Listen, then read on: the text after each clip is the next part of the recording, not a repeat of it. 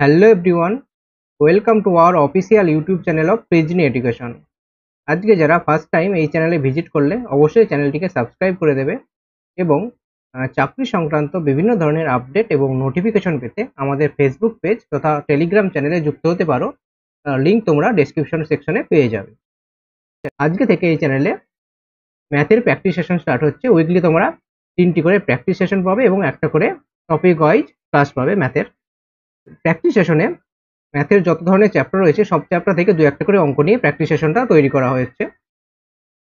আর এইটা প্র্যাকটিস সেশনে যে অঙ্কগুলো রয়েছে সেগুলা বেশিরভাগই তোমার প্রিভিয়াস ইয়ার্সের কোনো না কোনো এক্সামে আসা এই টাইপের কিছু কোশ্চেন নিয়ে প্র্যাকটিস সেশনটা তৈরি করা হয়েছে।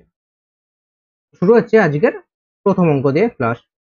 প্রথম অঙ্কটা দেখো রয়েছে টাইম অ্যান্ড ওয়ার্কের অঙ্ক। আর একটা কথা বলে রাখি, যেহেতু এটা প্র্যাকটিস সেশন তাই আমরা বেসিকটা নিয়ে অতটা ডিটেলসে আলোচনা করবো না, মোটামুটি ওপর অঙ্কগুলো সলভ করার চেষ্টা করবো যেহেতু এটা প্র্যাকটিস সেশন। আর টপিক ওয়াইজ যে সেশনটা হবে এটাতে তোমাদের পুরো টপিক বেসিক থেকে অ্যাডভান্স অব্দি করানো হবে। দেখো প্রথম অঙ্ক কি বলেছে, 24 জন শ্রমিক একটি কাজ 40 দিনে করতে পারে। 32 দিনে কাজটি শেষ করতে গেলে আর অতিরিক্ত কতজন শ্রমিককে নিযুক্ত করতে হবে। তো এই টাইপের অঙ্ক কিভাবে করতে হয়, এর জন্য একটা নিয়ম রয়েছে কি না, M1 D1 H1 by W1 equal to হয়ে যায় কি M2 D2 H2 by W2, যেখানে M ফর পার্সনকে বোঝাবে, D for day, H for our, W হয়ে যাচ্ছে ওয়ার্ক। ঠিক আছে, এবার যেগুলা আমরা কোশ্চেনে পাবো না সেগুলোকে আমরা ইগনোর করে দেবো। এখন দেখো কোশ্চেনে কি বলেছে, শুধুমাত্র শ্রমিক বলা রয়েছে এবং দিন বলা রয়েছে, অর্থাৎ এম এবং ডি এর ভ্যালুটা আমরা জানি, বাকিগুলোকে আমরা ইগনোর করে দেবো। অর্থাৎ আমরা এখান থেকে যদি এই ইকুয়েশনে যদি আমরা বসিয়ে দিই ভ্যালুগুলো তাহলে কি পাবো, দেখো 24 জন শ্রমিক মানে এম এর জায়গায় আমরা 24 লিখে দিলাম, ডি এর জায়গায় বলেছে কত 40, 40 দিনে কাজটা করতে পারে। এবার দ্বিতীয় ক্ষেত্রে বলেছে যে 32 দিনে কাজটি শেষ করতে গেলে আর অতিরিক্ত কতজনকে শ্রমিক নিযুক্ত করতে হবে, অতিরিক্ত কতজন শ্রমিককে নিযুক্ত করতে হবে। তাহলে এটাকে আমরা 3 বলেছে কত 32 দিন, 32 দিন লিখে নিলাম। এবার এম এর জায়গায় আমরা কি বসাবো, দেখো শ্রমিককে নিযুক্ত করতে হবে, আমরা শ্রমিক জানি তো আমরা এটা ধরে নিলাম শ্রমিক পি ধরে নিলাম। ঠিক আছে, তাহলে পি ইন্টু 32, এটা আমরা ইকুয়েশনে পেয়ে গেলাম। এটাকে সলভ করলে আমরা অ্যান্সার পেয়ে যাবো। তো যদি সলভ করি কত পাবো, দেখো 8 5 40, 8 4 32, 4 6 24, অর্থাৎ এখান থেকে 5 ইন্টু 6 গুণ করলে কত হয়, 5 6 30। তাহলে পি এর ভ্যালু পেয়ে গেলাম কত, 5 6 30, মানে 30 জন শ্রমিক প্রয়োজন হবে। কিন্তু কোশ্চেনে কি বলেছে দেখো, অতিরিক্ত কতজনকে নিযুক্ত করতে হবে। আগে ছিল কতজন 24 জন, দরকার হচ্ছে কতজন 30 জন, মানে মোট 6 জনকে নিযুক্ত করতে হচ্ছে, 6 জন এক্সট্রা শ্রমিক নিযুক্ত করতে হচ্ছে। তাহলে অ্যান্সার কি হয়ে যাবে, 6 জন। ঠিক আছে, আশা করি এটা বোঝা গেছে। আসলে হচ্ছে এটা হয়ে যাচ্ছে এর একটা কনসেপ্ট টাইম অ্যান্ড ওয়ার্কের। নেক্সট দেখো, এক ব্যবসায়ী 3 প্রকার বাদাম মিশ্রণ করেছেন যাদের মূল্য প্রতি কেজিতে 50, 20 এবং 30 টাকা।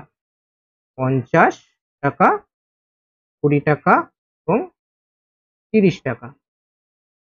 এবার 3 প্রকার বাদামের ওজনের অনুপাত কত, 2:4:3, 2:4:3। আর প্রতি কেজিতে মূল্য বলা রয়েছে 50 টাকা, 20 টাকা এবং 30 টাকা। এবার কি বলেছে, মিশ্রিত বাদাম প্রতি কেজি 33 টাকা হিসাবে তিনি বিক্রি করলেন, তাহলে শতকরা লাভটা বার করতে বলেছে। আচ্ছা, এটা হচ্ছে আমাদের কেজির মূল্য। আর এখানে পাচ্ছি কি আমরা, যে কেজিটা রয়েছে, যে পরিমাণটা রয়েছে তাদের রেশিও। তাহলে আমরা এখান থেকে যদি আমরা ধরি যে ওজনের অনুপাত 2 ইউনিট, 4 ইউনিট এবং 3 ইউনিট, তাহলে আমরা 2 ইউনিট বাদামের দাম কত হবে, 50 ইন্টু 2, 50 ইন্টু 2 ইউনিট, এক্ষেত্রে কত পাবো 20 কেজি, 20 টাকা প্রতি কেজিতে। তাহলে 4 ইউনিট দাম কত হবে, 20 ইন্টু 4 ইউনিট, তোমরা কে ধরেও করতে পারো, কোনো ব্যাপার না এখানে। 30 টাকা প্রতি কেজিতে, তাহলে 3 ইউনিট কেজির দাম কত হবে, 30 ইন্টু 3 ইউনিট। তাহলে আমরা পেয়ে গেলাম এটা টোটাল কি পেয়ে গেলাম না, টোটাল প্রাইস পেয়ে গেলাম বাদামের। তাহলে যদি আমরা অ্যাড করে দিই কত পাচ্ছি, দেখো 50 দুগুণে 100, এটা হচ্ছে 100 ইউনিট, 4 কুড়ি 80 ইউনিট, আর এখানে 3 ত্রিক্ষে 90, 3 ত্রিশ 90 মানে 90 ইউনিট। তাহলে 100, 180 আর 90 মানে 270 ইউনিট হয়ে গেল তো কি বাদামের মূল্য। এখন বলেছে যে মিশ্রিত বাদাম প্রতি কেজিতে 33 টাকা হিসাবে বিক্রি করেছে, প্রতি কেজিতে 33 টাকা হিসাবে বিক্রি করেছে। তাহলে এখানে মোট কত কেজি রয়েছে, 2 ইউনিট, 4 ইউনিট, 3 ইউনিট, অর্থাৎ মোট রয়েছে কত ইউনিট, 9 ইউনিট। 9 ইউনিট রয়েছে, প্রতি কেজি বিক্রি করছে কত টাকায়, 33 টাকা হিসাবে। তাহলে 33, 9 ইন্টু 33 ইউনিট, এটা হয়ে গেল কি তার বিক্রয় মূল্য। আর ক্রয় মূল্য কত হচ্ছে 270 ইউনিট। তাহলে আমরা এখান থেকে সিপি এবং এসপির একটা রেশিও পেয়ে যাব। তাহলে সিপি আর এসপি রেশিও কত হবে দেখো, যদি এখানে ইউনিট ইউনিট কেটে গেল, 9 30, 3 10 3 11, তাহলে আমরা এখান থেকে সিপি এবং এসপি রেশিও পেয়ে গেলাম কত 10:11, অর্থাৎ 10 টাকায় 1 টাকা লাভ করে সে 11 টাকায় বিক্রি করছে। তাহলে প্রফিট কত হবে 10 টাকায় 1 টাকা প্রফিট। মানে 1-10 সমান আমরা ডাইরেক্ট বলতে পারি কত 10%। যদি ভ্যালু মনে না থাকে সেক্ষেত্রে জাস্ট 100% দিয়ে গুণ করে দিলেই আমরা ভ্যালুটা পেয়ে যাব। 10 কে 100 সমান 10%। ঠিক আছে, আশা করি 10% ভ্যালু সকলের মনে থাকার কথা। নেক্সট অঙ্ক দেখো, 3 জনের বয়সের অনুপাত কত 7:5:4, 7:5:4। প্রথম ও তৃতীয় জনের বয়সের সমষ্টি, প্রথম এবং তৃতীয় জনের বয়সের সমষ্টি কত হচ্ছে এখানে 7 ইউনিট আর 4 ইউনিট, মোট কত হয়ে যাচ্ছে 11 ইউনিট। প্রথম এবং তৃতীয় জনের বয়সের সমষ্টি কত হচ্ছে 11 ইউনিট। সমষ্টি দ্বিতীয় জনের বয়সের দ্বিগুণ অপেক্ষা 5 বছর বেশি। তৃতীয় জন কত, দ্বিতীয় জন বলতে 5 ইউনিট, 5 ইউনিটের ডবল অর্থাৎ 10 ইউনিট, 10 ইউনিট অপেক্ষা 5 বছর বেশি। মানে আহ, প্রথম এবং দেখো ভালো করে বোঝো, প্রথম এবং তৃতীয় জনের বয়সের সমষ্টি কত 11 ইউনিট, সেটা হচ্ছে তৃতীয় জনের বয়সের দ্বিগুণ অপেক্ষা অর্থাৎ 10 ইউনিট থেকে 5 বেশি। মানে এটা ডিফারেন্স কত হয়ে যাচ্ছে 5, অর্থাৎ 11 ইউনিট থেকে 10 ইউনিট বাদ দিলে আমরা কত পাচ্ছি 5 ইউনিট। তাহলে এখান থেকে আমরা 1 ইউনিটের ভ্যালু কত পেয়ে যাচ্ছি, 1 ইউনিটের ভ্যালু পাচ্ছি কত 5। আমাদের বলেছে কি দ্বিতীয় ব্যক্তির বয়স কত, দ্বিতীয় ব্যক্তিকে এখানে মিডিলে রয়েছে অর্থাৎ 5 ইউনিট, 1 ইউনিটের ভ্যালু 5, তাহলে 5 ইউনিটের ভ্যালু কত হবে 5×5 = 25। বাস, এই অঙ্কটা কিছু ছিল না, এটা হচ্ছে ক্লার্কশিপে আসা একটা অঙ্ক, পিএসসি ক্লার্কশিপ 2019 এসেছিল এই অঙ্কটা। নেক্সট দেখো, ডব্লিউবিসিএস আসা একটা কোশ্চেন 2014-তে এসেছিল। যদি কোনো ব্যক্তি সঠিক সময়ে বিদ্যুতের বিল পরিশোধ করে তবে সে বিদ্যুৎ বিলে 15% ছাড় পাচ্ছে। মানে যদি 100% তার বিদ্যুৎ বিল হয়, সে 15% ছাড় পেয়ে 85% তাকে দিতে হচ্ছে বিদ্যুতের বিল। ঠিক আছে, এক ব্যক্তি সঠিক সময়ে বিলের টাকা পরিশোধ করায় 54 টাকা ছাড় পেয়েছে, 54 টাকা ছাড় পেয়েছে, তার বিদ্যুতের বিল কত ছিল 54 টাকা ছাড় পেয়েছে, মানে কি আমরা কি দেখলাম এখানে 15% ছাড় পাচ্ছে, মানে অ্যাকচুয়ালি আমরা এখান থেকে ডাইরেক্ট বলতে পারছি যে 15% এর ভ্যালুই কত দেওয়া রয়েছে 54। আমাদের দরকার কি বলেছে বিদ্যুতের বিল কত ছিল, অর্থাৎ 100% এর ভ্যালুটা আমাদের দরকার। তাহলে 15% এর ভ্যালু হয়ে যাচ্ছে কত 54, 1% এর ভ্যালু কত হবে, 1% এর ভ্যালু ইকুইভ্যালেন্ট কত হবে 54/15। আর তাহলে 100% এর ভ্যালু কত হবে, জাস্ট এটাকে 100% দিয়ে গুণ করে দিলে আমরা পেয়ে যাবো 100% এর ভ্যালু। 3×5 = 15, 3×18 = 54, 5×20 = 100, অর্থাৎ 18×2 = 36, মানে 360 টাকা হয়ে যাচ্ছে কি বিদ্যুতের বিল। ঠিক আছে, এটা কিছুই ছিল না, জাস্ট 15% ভ্যালু দেওয়া ছিল, আমাদের 100% ভ্যালুটা বার করতে হচ্ছে কোশ্চেনটা সলভ করতে গেলে। নেক্সট অঙ্ক দেখো, আর অঙ্কগুলো আমরা একটু তাড়াতাড়ি করার চেষ্টা করবো যেহেতু প্র্যাকটিস সেট রয়েছে, এখানে অতটা বোঝানোর কিছু নেই, জাস্ট উপর কনসেপ্টটা ক্লিয়ার করে আমরা কোশ্চেনগুলো একে একে সলভ করতে করতে যাবো, তোমরাও পাশাপাশি এগুলো সলভ করবে। একজন দোকানদার একটি ক্যামেরা 3200 টাকায় কিনলেন, 3200 টাকায় একটা ক্যামেরা সে কিনেছে। একজন ক্রেতাকে তিনি 960 টাকা দাম বাড়িয়ে বললেন, মানে 3200 প্লাস 960 টাকা, ক্রেতাকে দামটা বলছে এটা, কিন্তু ক্রেতাটি দোকানদারের বলা মূল্যের থেকে 160 টাকা কম দিলেন। আচ্ছা, দোকানদার বলেছে এত টাকা, তার থেকে 160 টাকা কম দিচ্ছে কে, ক্রেতা যে কিনতে এসেছে। দোকানদারের শতকরা লাভ কত।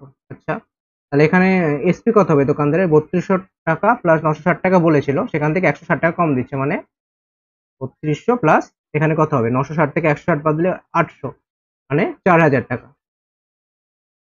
4000 টাকা হয়ে গেল কি এসপি, দোকানদারের এসপি। আর কিনেছিল কত টাকায় 3200 টাকায়, মানে সিপি হয়ে যাচ্ছে কত 3200 টাকা। যদি রেশিও করি কত হবে, 0 0 কাটলো, 8×4 = 8×5, মানে 4:5 হয়ে গেল কি সিপি এবং এসপি রেশিও, অর্থাৎ 4 টাকার কোনো একটা জিনিস 1 টাকা প্রফিট রেখে 5 টাকায় বিক্রি করছে, তার মানে প্রফিট হচ্ছে 4 টাকায় 1 টাকা প্রফিট। 1/4 এর ভ্যালু কত, 1/4 মানে হয়ে যাচ্ছে 25%। আশা করি জানা আছে, যদি জানা না থাকে তাহলে কি করবো, জাস্ট 100% গুণ করে দেবো, তার মানে আমরা পেয়ে গেলাম 1/4, 4 টাকা 1 টাকা প্রফিট, অর্থাৎ 25% তার প্রফিট হচ্ছে দোকানদারের। ঠিক আছে, নেক্সট কোশ্চেন দেখো,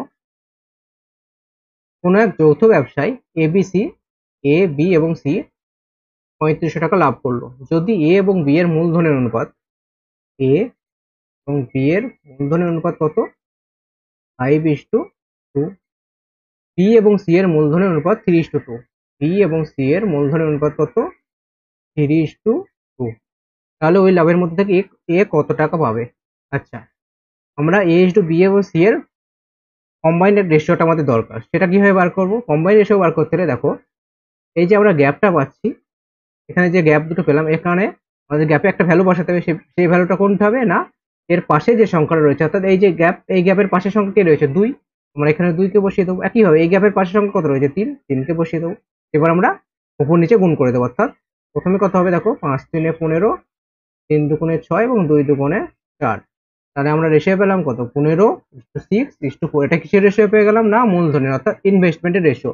এবার এটা কোশ্চেনটা কিসের অঙ্ক না, যৌথ ব্যবসা অর্থাৎ পার্টনারশিপের কোশ্চেন।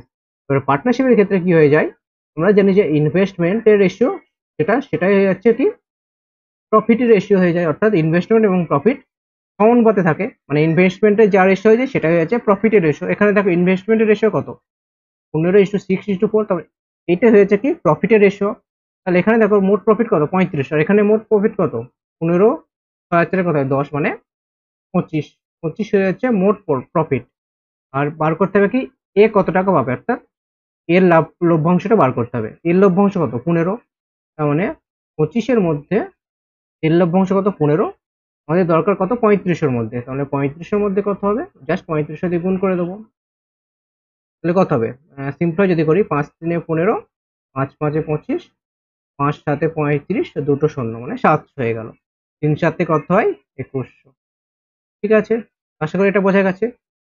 আচ্ছা, আজকে তোমাদের জন্য অপশনগুলো নিয়ে আসা হয়নি, নেক্সট যে সেশনটা দেখতে হবে সেখানে তোমাদের জন্য অবশ্যই, সেখানে তোমাদের জন্য অপশন আমি রেখে দেবো। তো এটা হয়ে গেল 6 নম্বর কোশ্চেন। নেক্সট কোশ্চেন দেখো কি বলেছে, একজন কন্ট্রাক্টর 20 কিমি লম্বা একটি রাস্তা তৈরির কাজ 350 দিনে সম্পন্ন করার দায়িত্ব পেয়েছে, কিন্তু 200 দিনের জন্য 45 জন ব্যক্তিকে নিযুক্ত করার পর সে দেখলো শুধুমাত্র 4 কিমি রাস্তা তৈরি করেছে। আচ্ছা, একটু আগে যে কনসেপ্টটা তোমাদের বললাম, টাইম ইন ওয়ার্কের ক্ষেত্রে M1 E1 H1 by W1 equal to কি বললাম, M2 T2 H2 by W2। এবার দেখো 200 দিনের জন্য 45 জন ব্যক্তিকে নিযুক্ত করার পর সে দেখলো শুধুমাত্র 4 কিমি রাস্তা তৈরি হয়েছে। তার মানে এখন যদি আমি ভ্যালুটা বসিয়ে দিই, এখানে কি বলেছে, 45 জন ব্যক্তি, মানে এর জায়গায় আমি কি বসাবো, 45, দিন কত, 200 দিন, 200 বসিয়ে দিলাম। এইচ আওয়ার যেহেতু নেই সেটা, সেই জন্য আমি আওয়ারটাকে ইগনোর করে দেবো। এই যে ডব্লু অর্থাৎ ওয়ার্কটা কি হচ্ছে দেখো, এই যে 4 কিমি কি রাস্তা, এটা হচ্ছে একটা কাজ। টোটাল কাজ কত ছিল, 20 কিলোমিটার রাস্তা তৈরি করা, তার মধ্যে কতটুকু কমপ্লিট হয়েছে না, 4 কিলোমিটার রাস্তা কমপ্লিট হয়েছে, অর্থাৎ ওয়ার্ক হয়েছে কত, 4 কিলোমিটার রাস্তা। এবার কি বলেছে, নির্দিষ্ট সময়ে কাজটি শেষ করতে গেলে কতজন অতিরিক্ত লোক নিযুক্ত করতে হবে। এইটা সমান আমরা বলতে পারবো কি, দেখো কতজন অতিরিক্ত নিয়োগ করতে হবে, আমি ধরে নিলাম যে মোট এখনো নিয়োগ করতে হবে, মোট লোক লাগবে কতজন, পি ধরে নিলাম, এতজন পার্সন লাগবে, এতজন পিপুল লাগবে, লোক লাগবে পি জন। আর নির্দিষ্ট সময় কত দেখো, 350 দিন, যার মধ্যে 200 দিন কাজ হয়ে গেছে, অর্থাৎ পড়ে রয়েছে কতদিন আর, 150 দিন, মানে পি ইন্টু 150, এটা পেয়ে গেলাম। এবার দেখো কতটুকু কাজ বাকি রয়েছে, আর টোটাল কাজ ছিল কত, 20 কিলোমিটার রাস্তা তৈরি করা, তার মধ্যে কমপ্লিট হয়েছে কত, 4 কিলোমিটার, তার মানে বাকি রয়েছে কত আর, 16। বাস, এটাকে আমরা সিম্পলিফাই করে নেবো, অ্যান্সার পেয়ে যাব। ঠিক আছে, কি করলাম, প্রথম ক্ষেত্রে যেটা দিয়েছিল 200 দিন ইন্টু 45, আর কাজ রয়েছে কত, ডব্লুর জায়গায় যে কাজটা সেটা আমি বসিয়ে দিলাম। কাজ কত ছিল এখানে দেখো, 4 কিলোমিটার রাস্তা তৈরি হয়েছে, 20 কিলোমিটার মধ্যে 4 কিলোমিটার রয়েছে, বাকি রয়েছে কত আর, 16। 16 কিলোমিটার রাস্তা তৈরি করতে হবে, কতদিনের মধ্যে করতে হবে, 150 দিনের মধ্যে। আমাদের বার করতে হবে কি, কতজন লোক লাগবে, কতজন অতিরিক্ত। তো আমরা টোটালটা আগে বার করে নিই, তারপরে সেখান থেকে বাদ দেবো যে যতজন রয়েছে, তাহলে আমরা পেয়ে যাবো অতিরিক্ত লোক। তাহলে যদি সিম্পলাই করি, দেখো 4, 50 যাবে এখানে, 50 এদিকে কত যাবে, 3, এখানে কত যাবে, 15। তার মানে এখানে পি এর ভ্যালু কত হয়ে যাবে, 15 × 16, 15 × 16 কত হয়, 15 15 225, আর 15 মানে 240। তার মানে 240 জন মোট লোক লাগবে, কিন্তু কোশ্চেন বলেছে অতিরিক্ত কতজন লাগবে। আগে ছিল কতজন, 45 জন, এখন লাগছে কতজন, 240 জন, মানে অতিরিক্ত কতজনকে অ্যাড করতে হচ্ছে, 240 থেকে যদি 45 বাদ দিয়ে দিই কত হবে, না 195 জন অতিরিক্ত এখনো নিযুক্ত করতে হবে। ঠিক আছে, বোঝা গেছে এটা। নেক্সট কোশ্চেন দেখো, 20 লিটার দুধ ও জলের মিশ্রণে 10% জল রয়েছে, মিল্ক অ্যান্ড ওয়াটার, তার মধ্যে বলেছে 10% জল রয়েছে। আচ্ছা, 10%-এর ফ্র্যাকশনাল ভ্যালু কত হয়? 10%-এর ফ্র্যাকশনাল ভ্যালু 1/10, অর্থাৎ 10 ইউনিটে 1 ইউনিটে 10 ইউনিটের মধ্যে 1 ইউনিট রয়েছে কি ওয়াটার, মানে জল রয়েছে। 10 ইউনিটের 1 ইউনিট, বাকি রইলো কত ইউনিট? 9 ইউনিট। 9 ইউনিট কি থাকবে? নিশ্চয়ই মিল্ক থাকবে। তাহলে milk is to water ratio আমরা পেয়ে গেলাম কত? 9:1। এবার কি বলেছে, এই মিশ্রণে কত লিটার জল মেশালে জলের পরিমাণ 25% হবে? 25% ফ্র্যাকশনাল ভ্যালু কত হয়? 1/4, অর্থাৎ 4 ইউনিটের মধ্যে যদি টোটাল 4 ইউনিট থাকে তার মধ্যে 1 ইউনিট কি হবে? ওয়াটার থাকবে, মানে জল থাকবে। তাহলে 1 ইউনিট ওয়াটার, আর বাকি 4 ইউনিটের মধ্যে যদি 1 ইউনিট চলে গেল, পড়ে থাকলো কত ইউনিট? 3 ইউনিট। 3 ইউনিট কি হবে? মিল্ক থাকবে। এবার দেখো কোশ্চেন বলছে জল অ্যাড করতে হবে, তার মানে কি জলটা শুধুমাত্র চেঞ্জ হবে, মিল্ক তো আগে যা ছিল সেমই থাকবে, মিল্ক তো চেঞ্জ হবে না। তাহলে এখানে রয়েছে কত? 3 ইউনিট, আগে ছিল কত ইউনিট? 9 ইউনিট, কিন্তু চেঞ্জ হয়ে যাচ্ছে, আমাদের কি করতে হবে? মিল্কটাকে সমান করতে হবে, দুধের পরিমাণটা সমান রাখতে হবে। আগে ছিল 9 ইউনিট, এখানে আমাদের 9 ইউনিট করতে হবে। তাহলে এটাকে 9 ইউনিট করতে হলে কি করতে হবে? এটাকে যে আমাদের 3 দিয়ে গুণ করতে হবে, এই পুরো পার্টটাকে 3 দিয়ে গুণ করে দিতে হবে। তাহলে যদি 3 দিয়ে গুণ করি কত হবে? 3 3 9:3, তাই তো? তাহলে দেখো এখানেও মিল্ক 9 ইউনিট ছিল, এখানেও মিল্ক 9 ইউনিট, আর এখানে ওয়াটার 1 ছিল, এখন হয়ে গেছে কত? 3, অর্থাৎ ইনক্রিজমেন্ট কত হয়েছে? 2 ইউনিট বেড়েছে। তাহলে আমাদের বলেছে যে কত লিটার জল অ্যাড করতে হবে, মানে আমাদের দরকার এই 2 ইউনিটের ভ্যালুটা। কিভাবে বার করবো 2 ইউনিটের ভ্যালু? দেখো আগে ছিল কত? 9:1, আর এখানে দেখো বলেছে মোট কত? 20 লিটার, মানে 9:1, টোটাল কত? 10 ইউনিট। আমরা এই 10 ইউনিটের ভ্যালু বলতে পারছি কত? 20 লিটার, তাই না? কোশ্চেনে যেহেতু বলা রয়েছে প্রথম ক্ষেত্রে 20 লিটার ছিল, অর্থাৎ 9:1, টোটাল 10 ইউনিট, 10 ইউনিটের ভ্যালু 20 লিটার। তাহলে 1 ইউনিটের ভ্যালু কত পাবো আমরা এখান থেকে? 1 ইউনিটের ভ্যালু পেয়ে যাচ্ছি কত? 2 লিটার। তাহলে 2 ইউনিটের ভ্যালু দরকার আমাদের, 2 ইউনিটের ভ্যালু কত হবে? 2 ইন্টু 2, অর্থাৎ 4 লিটার কি করতে হবে? জল অ্যাড করতে হবে, তবেই জলের পরিমাণ কত হয়ে যাবে? 25% হয়ে যাবে। ঠিক আছে, নেক্সট দেখো কি বলেছে, একটি পাত্রে 50 লিটার দুধ আছে, তার থেকে 5 লিটার দুধ তুলে নিয়ে তাতে সমপরিমাণ জল দিয়ে ভর্তি করে দেওয়া হলো। ঠিক আছে, এই প্রক্রিয়া আরো 2 বার করা হলো, সবশেষে ওই পাত্রে কি পরিমাণ দুধ থাকবে? আচ্ছা, এক্ষেত্রে একটা আমরা রেশিও পাবো, সেটা হচ্ছে কি মিল বাই মিল্ক প্লাস ওয়াটারের। কিরকম রেশিও পাবো? না, টোটাল কত ছিল? 50 লিটার ছিল, টোটাল ছিল কত? 50 লিটার। সেক্ষেত্রে সেখান থেকে কি হচ্ছে? 5 লিটার তুলে নেওয়া হচ্ছে, তার মানে মিল্ক আর কত থাকবে?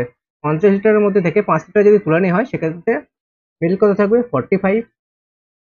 তারপরে কি বলেছে, এই প্রক্রিয়া আরো 2 বার করা হলো, অর্থাৎ সেম প্রসেস একই থাকবে, 50 লিটার থেকে 45, একই 50 লিটার থেকে 5 লিটার দুধ তুলে নিয়ে তাতে সমপরিমাণ জল অ্যাড করা হলো, অর্থাৎ এই যে আমরা রেশিও পেয়ে গেলাম, এটা হয়ে যাচ্ছে কি মিল্ক এবং টোটালের রেশিও। ঠিক আছে, তাহলে এটা যদি কি আমরা এটাকে যদি আমরা সিম্পলিফাই করি কত পাবো? 9 5 9 5 10 5 9 5 10, একইভাবে 5 9 5 10। তাহলে টোটাল কত পাচ্ছি আমরা? 9 into 9 into 9 by 10 into 10 into 10, এটা কি পেয়ে গেলাম আমরা? মিল্ক এবং মিল্ক প্লাস ওয়াটার রেশিও পেয়ে গেলাম। আমাদের বার করতে হবে কি কত পরিমাণ দুধ থাকবে। টোটাল আগে কত ছিল? 50 লিটার, তার মধ্যে এখন আমাদের মিল্ক কত পাচ্ছি? মিল্ক বাই টোটাল কত পাচ্ছি আমরা? এই যে 9 into 9 into 9 by 10 into 10 into 10। তাহলে এটাকে এই যে রেশিও, ওটা 9 into 9 into 9 by 10 into 10 into 10, এটাকে যদি আমরা 50 দিয়ে গুণ করে দিই, তাহলে আমরা কার ভ্যালু পাবো? না মিল্কের ভ্যালুটা পেয়ে যাবো। যেহেতু টোটাল আমাদের কত রয়েছে? টোটাল ছিল 50 লিটার, তার মধ্যে মিল্ক রয়েছে কত? 9 এর কিউব মানে 729, 729 ইউনিট রয়েছে কত? মিল্ক, এবং 1000 ইউনিট রয়েছে মিল্ক প্লাস ওয়াটার। আর তাহলে 1000 ইউনিটের মধ্যে আমরা মিল্কের ভ্যালু কত পাচ্ছি? 729। তাহলে 50-এর মধ্যে কত পাবো সেটা বার করতে লিখতে করতে হবে না, 50 দিয়ে গুণ করে দিতে, সেটা আমি করলাম এখানে। এটাকে আমরা যদি সিম্পলিফাই করি, দেখো এই শূন্য কাটলো, 5 2 এ 10, অর্থাৎ 9 এর কিউব কত হয়? 729, 729 বাই 20, এটা পাচ্ছি আমরা কি মিল্ক। তাহলে এটাকে ভাগ করলে কত হবে? দেখো যদি 2 দিয়ে ভাগ করি কত পাবো? 36, আর এদিকে কত হবে? 45, 4.5। আচ্ছা, নিচে একটা কত থাকছে, 10 পড়ে থাকলো। 10 যেহেতু পড়ে থাকলো মানে কি 10 দিয়ে ভাগ করলে কি 0.1 ঘর বাঁ দিকে চলে যাবে, মানে 36.45 লিটার কি হবে এখন মিল্ক থাকবে এটাতে। যদি বলতো যে কত পরিমাণ জল রয়েছে, কত পরিমাণ ওয়াটার রয়েছে, তাহলে কি করতাম, যেহেতু টোটাল কত 50 লিটার, তার মধ্যে এত লিটার কি হয়েছে মিল্ক রয়েছে, তাহলে ওয়াটার কত হবে 50 থেকে এটা বাদ দিয়ে দিতাম, অর্থাৎ 50 মাইনাস 36.45 বাদ দিলে যেটা পাবো সেটা হচ্ছে ওয়াটার, কত হতো না 13.55 লিটার হয়ে যেত কি ওয়াটার। ঠিক আছে, তো এটা বোঝা গেছে। কিছুই না, জাস্ট আমরা একটা কনসেন্ট্রেশন পাবো কি না, মিল্ক এবং মিল্ক প্লাস ওয়াটারের একটা রেশিও পাচ্ছি এখান থেকে, সেই রেশিও থেকে আমরা মিল্কের হারটা ইজিলি বার করে নিলাম। যদি কোশ্চেনে বলতো জলের পরিমাণ কত, সেটা আমরা এখান থেকে বার করে নিতে পারতাম। ঠিক আছে, যদি কোশ্চেন এটাও বলতো যে এখন বর্তমানে মিল্ক এবং ওয়াটার রেশিও কত, সেটা কিভাবে বার করতে পারতাম, অবশ্যই বার করতে পারতাম। কিভাবে বার করতাম, দেখো মিল্কের পরিমাণ কত ছিল এখানে 729 ইউনিট, আর মিল্ক প্লাস ওয়াটার কত 1000 ইউনিট, মিল্ক প্লাস ওয়াটার হয়েছে কত 1000 ইউনিট, এটা হচ্ছে মিল্ক, মিল্ক প্লাস ওয়াটার হয়েছে 1000 ইউনিট।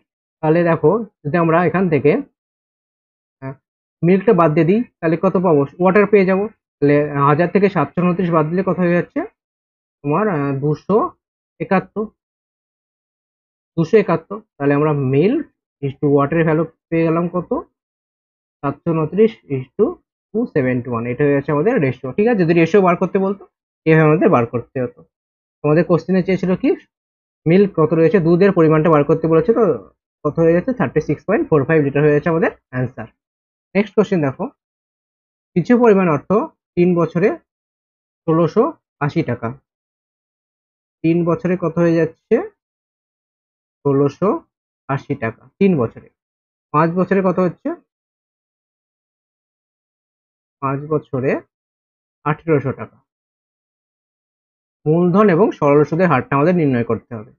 আচ্ছা, সরল সুদের ক্ষেত্রে কি হয়, সরল সুদের ক্ষেত্রে প্রতি বছর যে সুদটা আসে সেটা ইকুয়াল আসে, মানে কি যদি প্রথম বছরে যদি 10 টাকা সুদ হয়, দ্বিতীয় বছরে আমরা 10 টাকা সুদ পাবো, তৃতীয় বছরেও 10 টাকা সুদ পাবো, অর্থাৎ সুদের পরিমাণটা সেম থাকে।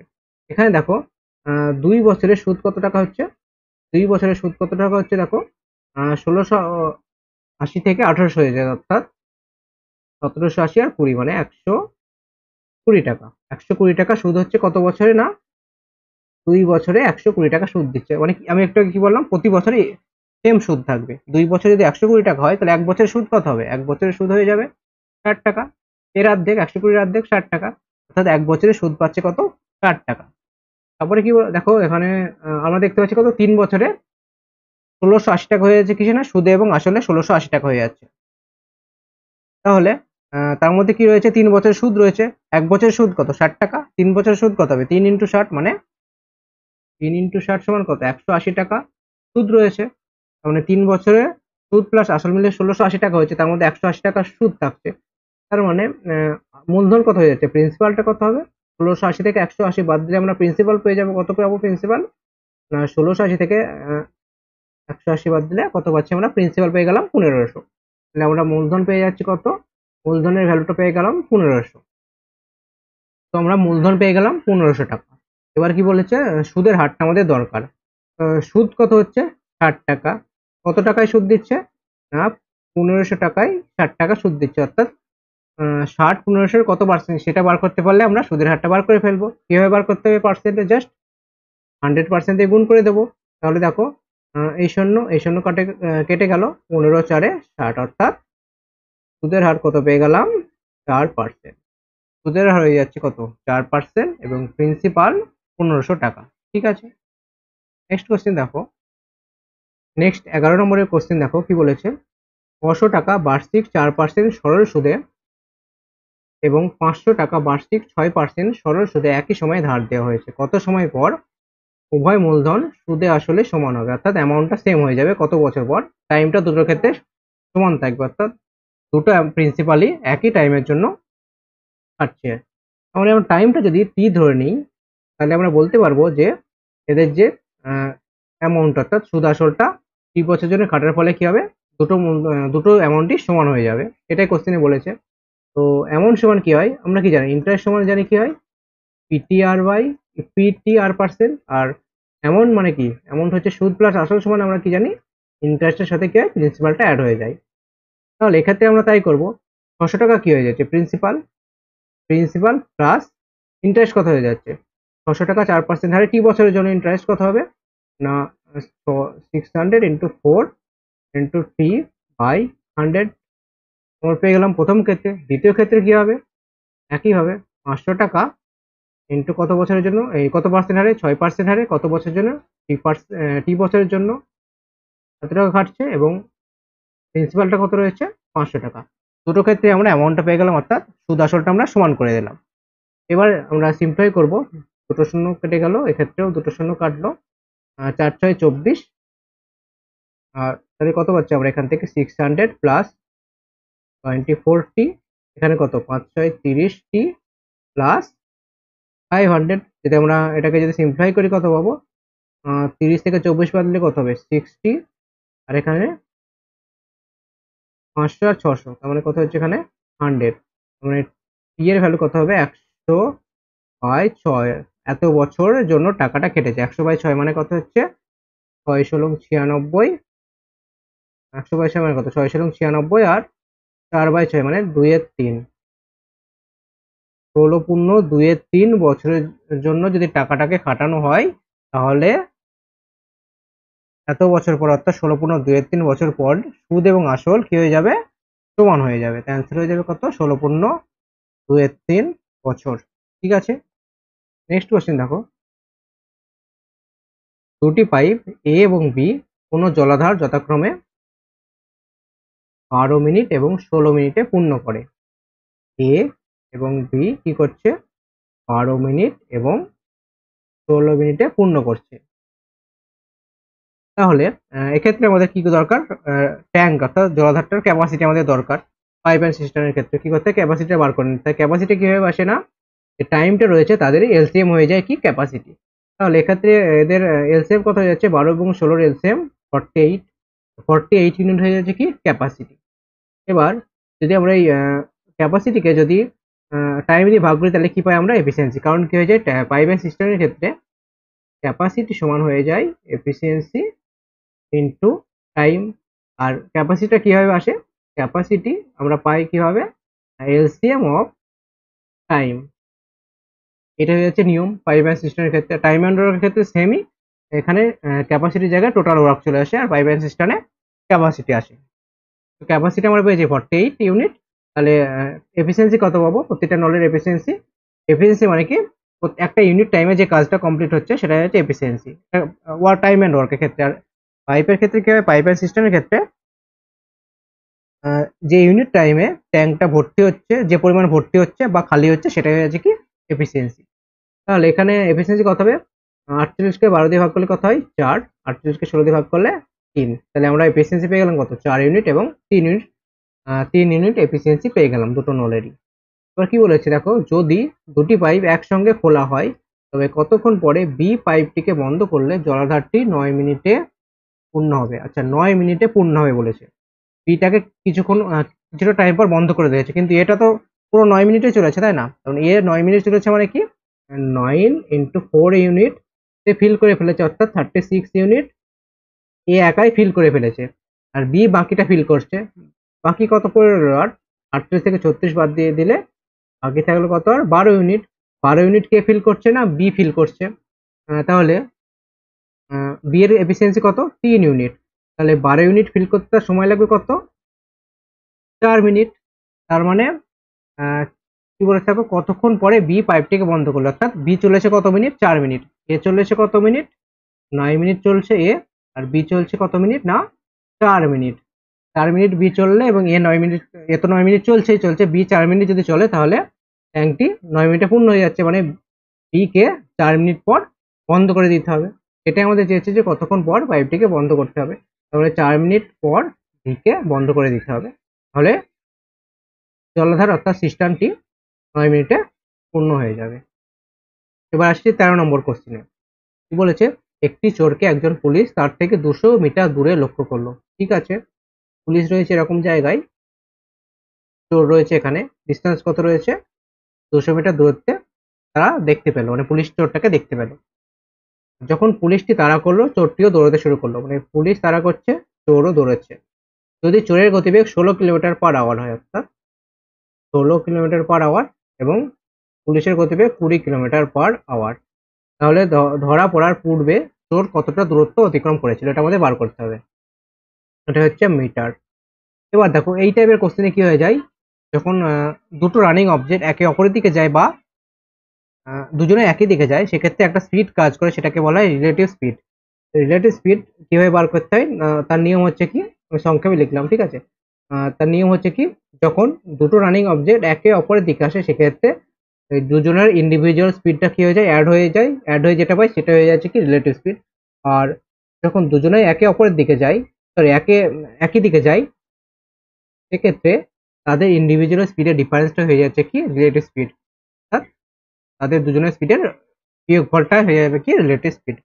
এই রিলেটিভ স্পিডেই এই 200 মিটারটা অতিক্রম করা মানে কি পুলিশ চোরটিকে ধরে ফেলবে। তাহলে এখানে রিলেটিভ স্পিড কত হবে, দেখো দুজনেই একই দিকে যাচ্ছে, তাহলে কি হবে, এদের ডিফারেন্স হয়ে যাবে ইন্ডিভিজুয়াল স্পিড কত, 20 কিলোমিটার এবং 16 কিলোমিটারের ডিফারেন্স কত হয়ে যাচ্ছে না 4 কিলোমিটার/আওয়ার হয়েছে কি ডিফারেন্স। তোমার ডিস্টেন্স কত রয়েছে 200 মিটার, তাহলে 200 মিটার 200 মিটার অতিক্রম করতে হবে কত কি কোন স্পিডে, রিলেটিভ স্পিড কত 4 কিলোমিটার/আওয়ার। তাহলে আমরা কি জানি টাইম সমান কি হয়ে যায় ডিস্টেন্স বাই স্পিড। ডিস্টেন্স কত 200 মিটার, স্পিড কত 4। এবার একটা জিনিস দেখো, এখানে রয়েছে মিটার, এখানে রয়েছে কিলোমিটার/আওয়ার। আমাদের কি করতে হবে, ইউনিটটাকে সেম করতে হবে, অর্থাৎ এই 4 কিলোমিটার/আওয়ারকে মিটার/সেকেন্ডে কনভার্ট করতে হলে কি করতে হবে, 5/18 দিয়ে গুণ করতে হবে। তার মানে কি 5/18 দিয়ে গুণ করার পরে 5/18, 18টা উপরে চলে যাবে, ডাইরেক্ট লিখে দিলাম 18। তার মানে দেখো 5×4 20, 20×10 200, অর্থাৎ আমরা এখান থেকে পেয়ে যাচ্ছি কত না 180 কি পেলাম সেকেন্ড, মানে 180 সেকেন্ড সময় লাগবে পুলিশের ওই চোরটিকে ধরতে। মানে কি 180 সেকেন্ড অবধি চোরটি দৌড়িয়েছে, মানে এই 180 সেকেন্ডে চোরটি যে দূরত্ব অতিক্রম করছে সেটা আমাদের বার করতে হবে। চোরের স্পিড কত 16 কিলোমিটার/আওয়ার, কতক্ষণ দৌড়িয়েছে 180 সেকেন্ড। তার মানে আমাদের ডিস্টেন্স বার করতে হলে কি জানি, ডিস্টেন্স সমান আমরা কি জানি স্পিড ইন্টু টাইম। স্পিড কত এখানে, স্পিড রয়েছে 16, টাইম কত 180 সেকেন্ড। এবারে দেখো এখানে স্পিড রয়েছে কত 16 কিলোমিটার/আওয়ার, এটা এটা রয়েছে কিলোমিটার/আওয়ারে, এটা রয়েছে মিটার, সরি এটা রয়েছে সেকেন্ডে। তাহলে আমাদের কি করতে হবে, ইকুয়েশন ইউনিটটা সেম করতে হবে। তার মানে ইউনিট সেম করতে হলে কি করতে হবে, কিলোমিটার/আওয়ারকে মিটার/সেকেন্ডে কনভার্ট করতে গেলে 5/18 দিয়ে গুণ করতে হবে। মানে 18, 10, 5×10 50, 5×16 80, তার মানে 800 মিটার ডিস্টেন্স অতিক্রম হবে। অর্থাৎ পুলিশ চোরটিকে ধরার পূর্বে 800 মিটার সে দৌড়েছে। এটা আমাদের বার করতে বলেছে, অ্যান্সার হয়ে যাবে কত 800 মিটার। ঠিক আছে, নেক্সট কোশ্চেন দেখো। আর যদি বলতো যে কতক্ষণে পুলিশ চোরটিকে ধরে ফেলবে, তাহলে সেক্ষেত্রে আমাদের অ্যান্সার হয়ে যেত কত 180 সেকেন্ড। 180 সেকেন্ডে পুলিশ চোরটিকে ধরে ফেলবে। নেক্সট দেখো, তিনটি গাড়ির গতিবেগের অনুপাত কত, 2:3:4। ভালো কথা, 2:3:4 কি না গাড়ির গতিবেগের অনুপাত, অর্থাৎ স্পিডের অনুপাত এইটা। ওই তিনটি গাড়ি একই দূরত্ব অতিক্রম করতে যে সময় নেবে তার অনুপাতটা কত। আমরা কি জানি ডিস্টেন্স সমান কি হয়ে যায় স্পিড ইন্টু টাইম। যদি ডিস্টেন্স সেম থাকে সেক্ষেত্রে স্পিড আর টাইমটা কি হয়ে যায় একে অপরের ব্যস্ত অনুপাতিক, অর্থাৎ স্পিডের রেশিও হয়ে যাবে, টাইমের রেশিওটা তার কি হয়ে যাবে উল্টো হয়ে যাবে। তাহলে এখানে স্পিড কত 2:3:4, আমাদের বার করতে হবে কি টাইমের রেশিও, টাইমের রেশিওটা কি হয়ে যাবে জাস্ট উল্টে যাবে, 1/2:1/3:1/4। তাহলে আমাদের এটা রেশিওটা কিভাবে বার করতে হবে, আমরা ফাইনাল যে রেশিওটা পাবো সেটা কিভাবে আসবে না 2, 3 এবং 4-এর এলসিএমটা গুণ করে দেবো। 2 এবং 3, 4-এর এলসিএম কত হয়ে যায় 12। তাই আমরা কি করবো, এই 12 দিয়ে প্রত্যেকে গুণ করে দেবো। তাহলে আমরা কত পাচ্ছি দেখো 2, 6, 12, প্রথম ক্ষেত্রে 6 পেয়ে গেলাম, 3, 4-এ 12 এবং 4, 3-এ 12। তাহলে আমরা টাইমের রেশিও পেয়ে গেলাম কত 6:4:3। ঠিক আছে, তো এইটাই ছিল আমাদের এই কোশ্চেনের কনসেপ্ট। এটা হচ্ছে ডব্লিউবিসিএস 2016 কোশ্চেন এটা। নেক্সট দেখো, দুটি স্টেশন এ এবং বি, তাদের মধ্যে ডিস্টেন্স কত বলা রয়েছে 330 কিলোমিটার। ঠিক আছে, ভালো কথা। একটি ট্রেন 60 কিলোমিটার/আওয়ার বেগে এ স্টেশন থেকে বি স্টেশনের দিকে সকাল 8টায় যাত্রা শুরু করলো। কত বেগ 60 কিলোমিটার/আওয়ার বেগে এ থেকে বি এর দিকে যাচ্ছে, কখন সকাল 8টায়। অপর একটি ট্রেন 75 কিলোমিটার/আওয়ার বেগে স্টেশন বি থেকে এর দিকে সকাল 9টায় যাত্রা শুরু করলো, সকাল 9টায় যাত্রা শুরু করলো, এটাও কিলোমিটার পার আওয়ারে রয়েছে। ঠিক আছে, ট্রেন দুটি একে অপরের সাথে কখন মিলিত হবে, অর্থাৎ একে অপরের সাথে কখন মিট করবে সেটা জানতে চেয়েছে। ক্লার্কশিপ 2019-এর কোশ্চেন। একটা জিনিস দেখো, এখানে যখন এ সকাল 8টায় শুরু করেছে, যাত্রা শুরু করেছে, বি তখন কি ছিল, ফিক্স ছিল, অর্থাৎ বি স্টেশনেই ছিল। বি শুরু হয়েছে কটায়, যাত্রা শুরু করেছে 9টার সময়, অর্থাৎ এ 1 ঘন্টা একাই মানে যাত্রাটা শুরু করে দিয়েছে, অর্থাৎ 1 ঘন্টায় কত যাচ্ছে, 60 কিলোমিটার পার আওয়ার, মানে কি 1 ঘন্টায় 60 কিলোমিটার সে অতিক্রম করছে, মানে অ্যাকচুয়ালি প্রথমে প্রথমে 1 ঘন্টায় সে 60 কিলোমিটার অতিক্রম করে নিয়েছে। তো এখন তাদের মধ্যে দূরত্ব কত রয়েছে, 270 কিলোমিটার। অর্থাৎ যখন এ এবং বি এর মধ্যে 270 কিলোমিটার ডিস্টেন্স রয়েছে, তখনই এ এবং বি একই সময় একে অপর দিকে যাত্রা শুরু করলো, কারণ 1 ঘন্টা তো এ একাই চলেছে, সেই জন্য এই 60 কিলোমিটার আমরা বাদ দিয়ে দিলাম, এটা আমাদের প্রয়োজন নেই। আমাদের কি, এ এবং বি মাঝখানে যে গ্যাপ রয়েছে 270 কিলোমিটার, এই 270 কিলোমিটার গ্যাপই এই রিলেটিভ স্পিডে কভার হবে। তার মানে রিলেটিভ স্পিডটা আমরা কিভাবে বার করবো এবার, একটু আগে কি বললাম, যখন একে অপরের দিকে যায় তখন রিলেটিভ স্পিড কি হয়ে যায়, কি হয়ে যায় না, দুটো রানিং অবজেক্টের যে ইন্ডিভিজুয়াল স্পিড তাদেরই যোগফল হয়ে যায়। তার মানে এখানে 60 আর 75 যোগফল হয়ে যাবে তাদের রিলেটিভ স্পিড, 60 প্লাস 75 মানে কত, 135 কিলোমিটার পার আওয়ার হয়ে যাচ্ছে রিলেটিভ স্পিড। ডিস্টেন্স কত রয়েছে, 270 কিলোমিটার। 270 কিলোমিটার অতিক্রম হবে 135 কিলোমিটার পার আওয়ার বেগে। এটা রয়েছে কিলোমিটার, এটা হচ্ছে কি kilometre per hour, unit same রয়েছে, সুতরাং আমাদের আর চেঞ্জ করতে হবে না। তাহলে আমরা টাইম কি পাবো, আমরা কি জানি, টাইম সমান distance by speed, distance by speed করে নিয়েছি, টাইম কত পাবো, 2। কি পাচ্ছি আমরা, ঘন্টা। অর্থাৎ ট্রেন দুটি একে অপরের সাথে 2 ঘন্টা পর মিলিত হবে। এবার কোশ্চেনে অ্যাকচুয়ালি এখানে অপশনটাও নেওয়া হয়নি, অপশনে ছিল টাইম দেওয়া ছিল 11, 11টা 12টা এরকম সামথিং টাইম দেওয়া ছিল। তো আমাদের দেখো 2 ঘন্টা পর মিলিত হচ্ছে। এবার দেখো যাত্রাটা শুরু হচ্ছে কখন, 9টা থেকে। 1 ঘন্টা কিন্তু আগে এ একা দৌড়েছে, মানে একা রানিং হয়েছে আর কি, 60 কিলোমিটার এ একা চলে গেছে, 1 ঘন্টা অতিক্রম হয়ে গেছে। এবার 9টা থেকে 2 ঘন্টা পর মিলিত হচ্ছে, মানে সকাল 11টা, অর্থাৎ সকাল 11টার সময় ট্রেন দুটি একে অপরের সাথে মিট করবে। অ্যান্সার হয়ে যাবে কত, 11 AM। কোশ্চেনে টাইমই বলা ছিল, অপশনে টাইমই ছিল তোমাদের, ঠিক আছে। অ্যান্সার হয়ে যাবে কত, 11 AM। নেক্সট কোশ্চেন দেখো, একটি নৌকা স্রোতের অনুকূলে 2.5 ঘন্টায় 60 কিলোমিটার যাচ্ছে।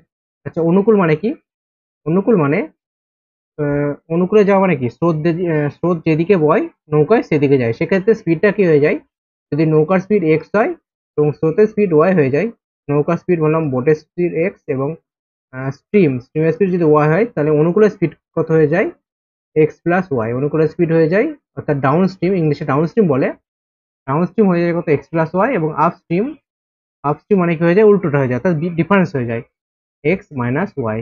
কোশ্চেনে বলেছে 2.5 ঘন্টায় 60 কিলোমিটার, 60 কিলোমিটার যাচ্ছে, তাহলে স্পিড কত হবে, স্পিড সমান আমরা কি জানি, ডিস্টেন্স বাই টাইম, ডিস্টেন্স কত 60, 2.5 ঘন্টা মানে কত 5, 5-এর 2, 5টা থাকলো, উপরে 2 করে দিলাম, 2 পাঠিয়ে দিলাম উপরে, তাহলে আমরা পাচ্ছি কত, 5 × 2 = 60, মানে 12 × 2 = 24। তাহলে আমরা এখান থেকে পাচ্ছি কি, এক্স প্লাস ওয়াই, অর্থাৎ অনুকূলের স্পিড পাচ্ছি কত, 24 কিলোমিটার পার আওয়ার, ঠিক আছে।